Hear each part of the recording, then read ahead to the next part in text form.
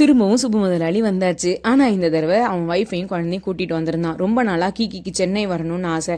ஆனால் எக்ஸாம் முடிஞ்சதுக்கப்புறம் தான் கூட்டிகிட்டு போவேன்னு சுப்பு ஸ்ட்ரிக்டாக ரூல்ஸ் போட்டிருந்ததுனால அது வரைக்கும் பேசாமல் இருந்த கீக்கி எக்ஸாம் முடிஞ்ச மறுநாளே ஊருக்கு போகலாம் அப்படின்னு சொல்லிட்டு கிளம்பிட்டான். அப்படியே அடுத்த நாள் அவங்க டிக்கெட்டை புக் பண்ணிட்டு 3 பேரும் இங்கே சென்னையில் லேண்ட் ஆகிட்டாங்க. என் ஹஸ்பண்டு, நான், அர்ஜுன், அஞ்சு, சுப்பு ஒய்ஃபு, குழந்தை 7 பேரும் சேர்ந்து இத்தனிக்கொண்டு இருக்கிற ஸ்விஃப்ட் காருக்குள்ள தாங்க 5 நாள் ஊர் சுற்றிட்டு இருந்தோம்.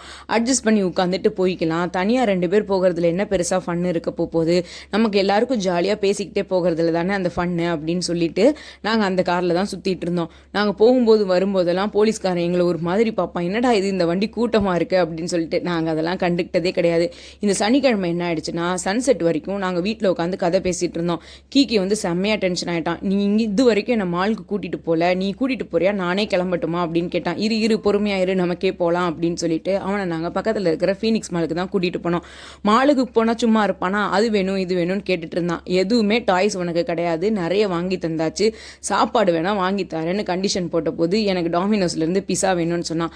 ஆசையாக பிள்ளை கேட்குறானே அப்படின்னு சொல்லிட்டு அவனுக்கும் ஃபுட்டு வாங்கி கொடுத்துட்டு நாங்களும் சாப்பிட்டுட்டு அப்படியே ஊர் சுற்றிட்டு வீட்டுக்கு